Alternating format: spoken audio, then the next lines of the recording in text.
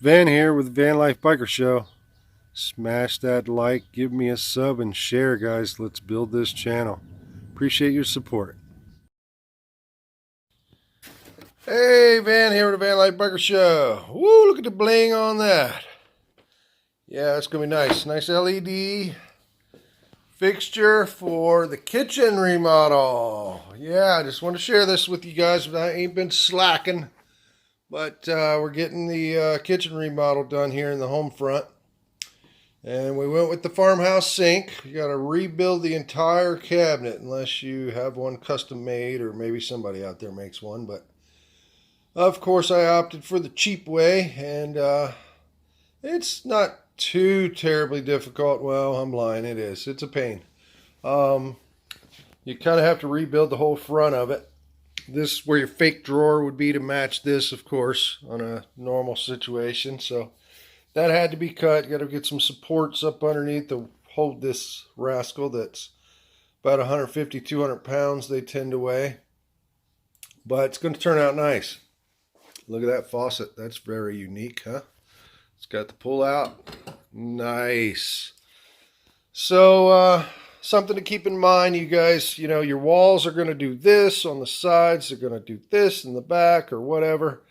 So that's where your spacers come in. If you want to get things lined up, right here, I've had to add a little spacer to get this edge of this cabinet lined up with the upper up here. So you need to keep that in mind to get things lined up. And then I wanted to get it, situated in the, center of the window here, the faucet and the sink, everything centered up. So what I ended up having to do here is add a spacer here and add a spacer over here by the dishwasher. So this is not marble, believe it or not. Well, you can probably tell by my cut, huh? But that was the pattern that I laid the sink on top and cut it out. And this would normally be an undermount sink, but since this is Formica, believe it or not, this stuff has came a long way. You can see it's wood on the ends. But if we put this underneath, you'd have to put some type of, waterproofing on that wood and then iron on a piece of this thin stuff, laminate around the edges and seal it, and then you got water running down the side of it because you're kind of using your countertop as a deeper sink, correct? So the way of curing that, which I haven't ever seen done before, is just to bring it up through the top, and I think it shows the sink off a lot more. I kind of like the look. It's growing on me. It was a pain to put in, like I say, and unfortunately it kind of, even the sink, because these things are handmade, it's doing this towards the bottom, exaggerating it, but want you guys to know. So I couldn't pull this straight out. So every time I had to make an adjustment or something like this, or any problems underneath the sink, I had to pull the countertop off to get the sink out. Unfortunately, I couldn't just pull it straight out. Nor could I pull it forward. This is all just sitting here loose right now, guys. Actually, this side is screwed down, so it's looking pretty good over here. Countertop screwed, everything's dialed. Pretty much the sink. The sink's a little wobbly at the moment. Nothing screwed down as far as that. This will get caulked in, and we're protected from protecting that particle board wood that the countertop is technically made out of. A little coffee for you, huh? Pretty good. Excuse the mess, guys. Everything's a mess. We're under construction. Want to run this by you. We're protruding out here a little bit on the plates. As you can see, there's a crack. Kind of put my fingertip down in there. But this will get tiled, and by code here in the States, you got 1/4 of an inch from the edge of the box to the face of your finished product, whether that's tile, drywall, what have you. So you want to extend your rings out if you're using metal boxes like I did, just more plentiful because I'm in the commercial industrial industry instead of using the plastic boxes, which most use in the residential area construction, but we took it up a notch and made it more commercialized. This is just propped up on a piece of 2x3 at the moment. So everything left of the sink is dialed in, 100% ready to go. My opinion, guys, if you want to do a kitchen remodel on your own, you want to get that sink up and dialed in first, because that's, you know, you got to do your dishes. You know, need to add a little water to your, you know, when you're cooking or whatever. So that's pretty much a main source. Dishwasher, you know, kind of ties into that. So, you know, all those things kind of revolve around your kitchen faucet. Otherwise, you're doing dishes in the bathtub or kitchen or bathroom sink or whatever, which we had to do so for about a week while I was able to get things squared away in here after I tore everything out. So we did have a hiccup here in an upper cabinet, hence why I got a little J box over top of the refrigerator plug where that will be going. Pulled this upper cabinet off and it was a spaghetti nest of wire nuts. So that was a great little nest that the previous owner left us. So got that into a J box and put a cover plate on it. Nobody will ever see it once the refrigerator's in place. So why someone would even do that is just beyond me. Let's try to keep things safe, get things in a junction box, and needs to be accessible. You can't just drive all over something or hang a cabinet over it and screw it to the wall like they did, because it's not accessible. That's against code.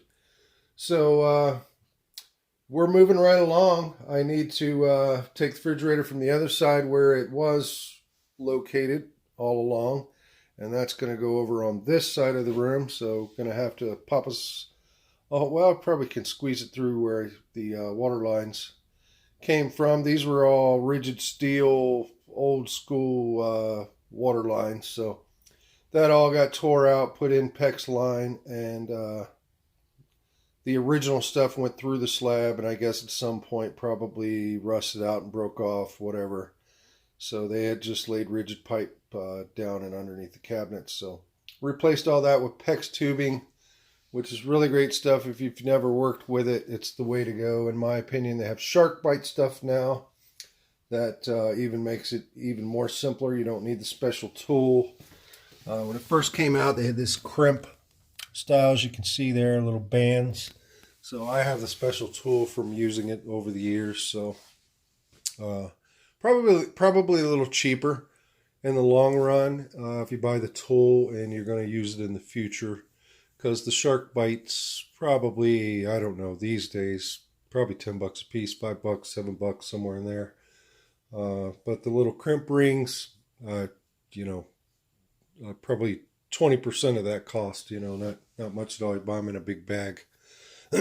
So if you're going to do a major ordeal and you think you may be using it in the future, you might want to invest in the tool. So I think it was a couple hundred, maybe 100, I don't know, many years ago when I purchased that. So fridge will be sneaking over here into this area here, and that will be pretty much done with this side once I cut another piece and we do a seam here for the countertop and get these two bottom cabinets leveled up.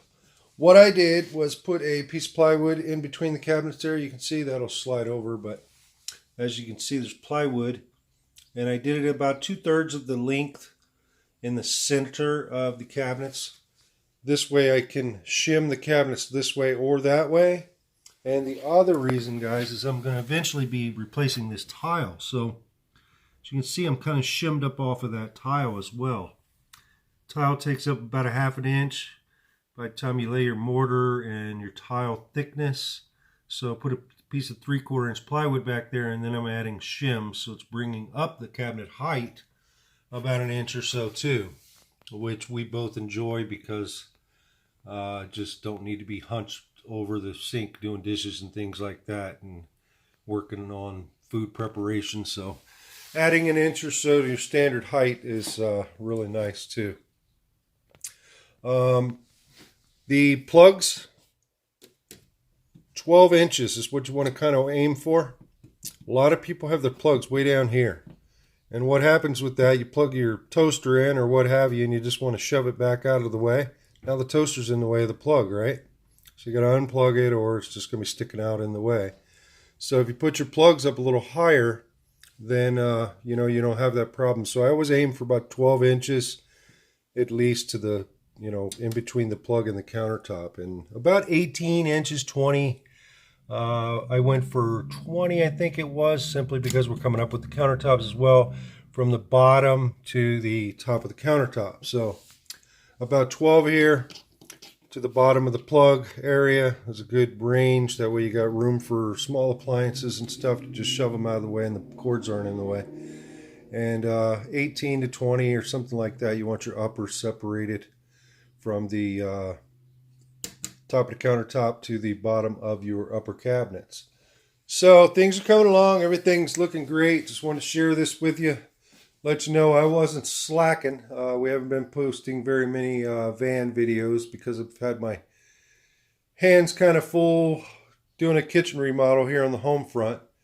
And hoping to be wrapped up here maybe in another month. And I'll be back out there on the van. But for now, that about sums it up. And we will catch you on the next. Oh, an update on the birds. I'll post a picture in here of those guys, little guys too. I mentioned it in the last video. Found a couple sparrows, which ended up being starlings. The woman told me that rescued them. Dropped them off at her house a few days ago. We kept them alive for 4 or 5 days, and those little rascals need to be fed every hour. So trying to do this kitchen remodel and rescuing some little birds from dying, it was quite the chore, so not much got done.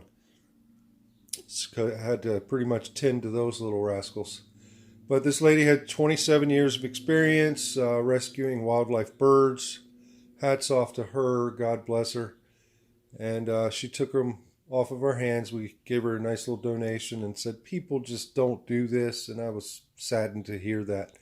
If you guys are, given like a wild bird or, anything, I mean, help the organization out, or the private person she may have even been. I don't know, but we found her on a Google search, and she was just awesome. So we gave her a little donation, gave her all the food and supplies, syringes and things that we went out and purchased, and donated all that stuff to her, 3 or 4 different types of food, and gave her a little cash to play with too. So hats off to her. God love her. She's doing a wonderful thing. And, gosh, it took a lot of care. I had no idea that those little guys need to be fed every hour. So as you might imagine, that didn't have much of a life for 4 or 5 days, but those little guys got their life, and that was super awesome to find out that there were starlings as well instead of sparrows. I mean, nothing against sparrows, but around here they're everywhere. They pretty much are the majority population of birds in my area. So rescuing a couple different types of birds was even a bigger blessing to me. So just wanted to leave a little update on that, and I'll post a little picture of the little guys at the end here. So until next time, I think that about sums it up. If you got any questions, as usual, drop them in the comments. If you like seeing things like this, learning, blue collar trades, you've hit the right channel here. This is what I do. Try to expand your knowledge and hands-on skilled trades. So at least you know what's happening, what's going on, even if you hire a person to do it. I mean, it sucks just paying a guy, $100 an hour and you don't even know what's going on. So at least if you learn some of the terminology, you won't look like such a fool, and this person could possibly even more, rip you off because they know you don't know what you're doing. So that's what this channel is all about, giving you the confidence to do it yourself, or at least know what's happening when you're paying a guy hundreds of bucks an hour to do things for you. So until next time, this is Van with the Van Life Biker Show. Hope you learned something. Smash the like for me. Let's grow this channel. And if it's something that you learned, or something that you have questions about, like I say, you can leave in the comments. I'm always here to help. Everybody knows that. So subscribe to the channel if you haven't already, and we will see you next time. This Van Life Biker Show, and I'm out. Peace.